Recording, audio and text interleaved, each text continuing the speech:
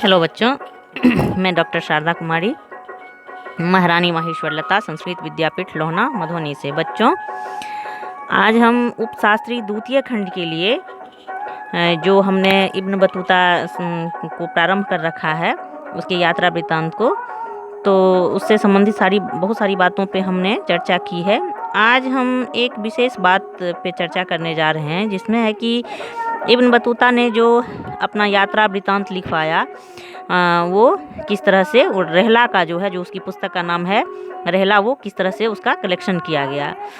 तो Ibn Battuta जब भारत, चीन व अन्य देशों की यात्रा करके अपने गृहनगर तंजियर पहुंचा 1349 ईस्वी में, तो मोरक्को के सुल्तान अबू इनआन मरीनी ने इब्न बतूता को प्रोत्साहित किया कि वह अपना यात्रा विवरण लेखबद्ध करे।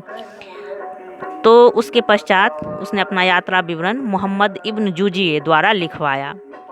इब्न जुजिये ने यात्रा वृत्तांत रहला की प्रस्तावना में लिखा है कि राजा के द्वारा एक शालीन निर्देश दिया गया है कि वे इब्न बतूता अपनी यात्रा में देखे गए शहरों का तथा अपनी स्मृति में बैठी रोचक घटनाओं का वृत्तांत लिखवाएं, और साथ ही विभिन्न देशों के शासकों जिनसे वे मिले, उनके महान साहित्यकारों के तथा उनके धर्मनिष्ठ संतों के बारे में बताएं। तदनुसार उन्होंने, यानी इब्न बतूता ने, इन सभी विषयों पर एक कथानक लिखवाया, जिसने मस्तिष्क को मनोरंजन तथा कान और आँख को प्रसन्नता दी। साथ ही इन्होंने कई प्रकार के असाधारण विवरण, जिनके प्रतिपादन से लाभप्रद उपदेश मिलते हैं, दिए तथा असाधारण चीज़ों के बारे में बताया, जिनके संदर्भ में अभिरुचि जागी। तो ये प्रस्तावना में उसने लिखा है। एक चीज़ हम देखते हैं बच्चों, ठीक इसी तरह से मार्को पोलो का विवरण जो है, मार्को पोलो की यात्राएं, उसको रस्तिसियन दे पिसा ने सुनकर लिखा था, और उसी तरह से इब्न बतूता का यात्रा विवरण रहला जो है मोहम्मद इब्न जुजिये ने लिखा, जो कि मोरक्को के सुल्तान अबू इनआन मरीनी के प्रोत्साहन से लिखा गया। बच्चों, इस यात्रा वृत्तांत के लेखन से हम एक चीज़ देखते हैं कि कोई भी यात्री जो कि कहीं भी यात्रा करने के लिए जाता है और बहुत सारे अनुभवों से गुजरता है, और वहाँ की स्थिति को वो देखता है, सामाजिक स्थिति, आर्थिक स्थिति, राजनीतिक स्थिति, या बहुत सारी चीज़ों को, स्थापत्य कला, या वहाँ के खान पान, फल सब्जी, बहुत सारी चीज़ों को वो देखता है। कुछ उसके जाने पहचाने से होते हैं, कुछ अनजान से भी होते हैं। तो एक जगह से दूसरे जगह जब वो बताएगा, जब वो इस तरह के कलेक्शन होंगे, तो एक इतिहास के विद्यार्थी को उस समय के, यानी जिस समय ये पुस्तक लिखी गई, उस समय की बातों को जानने में काफ़ी जो है वो लाभ पहुंचता है। क्योंकि इतिहास जो है वो कल्पना नहीं है, उसको लिखने के लिए स्रोतों की आवश्यकता होती है। और जो एक यात्री दूसरे देश से किसी देश में जाता है, वो चूँकि निष्पक्ष होता है, उस पर किसी शासक का कोई दबाव नहीं रहता है, क्योंकि वो वहाँ का नागरिक होता ही नहीं है, इसलिए उसके द्वारा जो विवरण प्रस्तुत किया गया वो सटीक और निष्पक्ष होते हैं, उसमें कोई स्वार्थ नहीं होता है। इब्न बतूता भी मोहम्मद बिन तुगलक के समय में यहाँ आया था, फिर चीन भी गया था, वो अन्य देशों की यात्रा पे भी गया था, तो उसने बहुत सारी चीज़ों को देखा। काजी के पद पे भी यहाँ रहा था, तो न्याय व्यवस्था को भी उसने देखा होगा भारत में, और फिर वहाँ जा कर के मोरक्को के सुल्तान के प्रोत्साहन से उसने लिखवाया।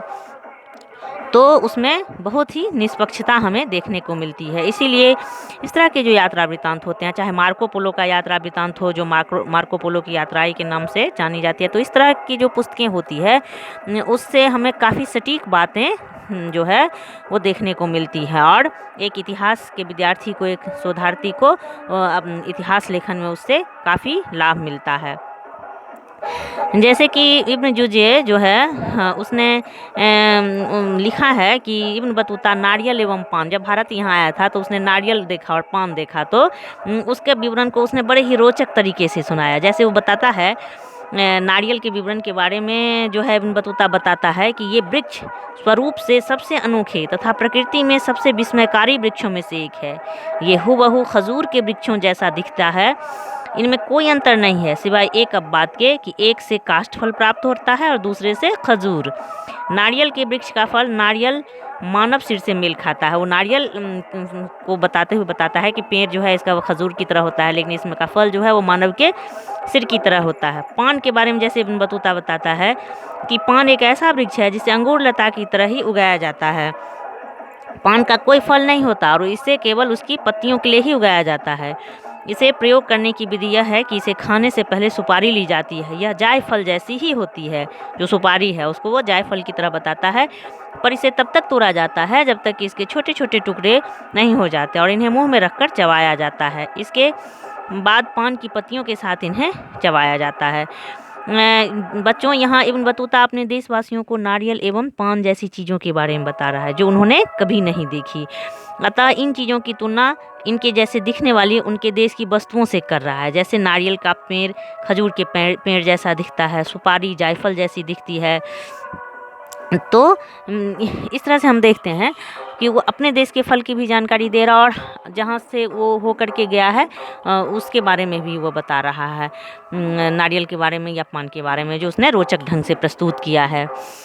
तो ये इस यात्रा वृत्तांत के लेखन का बड़ा ही महत्व होता है और वो एक इतिहास के विद्यार्थी के लिए काफ़ी लाभप्रद तो होता ही है, साथ ही दूसरे देशों के लोगों जो जिज्ञासु होते हैं उनको दूसरे देश के बारे में जानकारी जो है वो हासिल होती है और वो उसको पढ़ करके उससे वो काफ़ी कुछ जान पाते हैं। तो बच्चों, आज इब्न बतूता के संबंध में हमने बहुत सारी चीज़ों का अध्ययन किया, बहुत सारी बातों को जाना। अब अगले कक्षा में हम जो है सो दूसरे यात्री जीन बैप्टिस्ट ट्रेवर्नियर के बारे में पढ़ेंगे। इब्न बतूता को हमने काफ़ी पढ़ा, इस पर हमने काफ़ी समय दिया। अब हम जीन बैप्टिस्ट ट्रेवर्नियर के बारे में उपशास्त्री द्वितीय खंड की कक्षा में पढ़ाई करेंगे। आज के लिए इतना ही, धन्यवाद।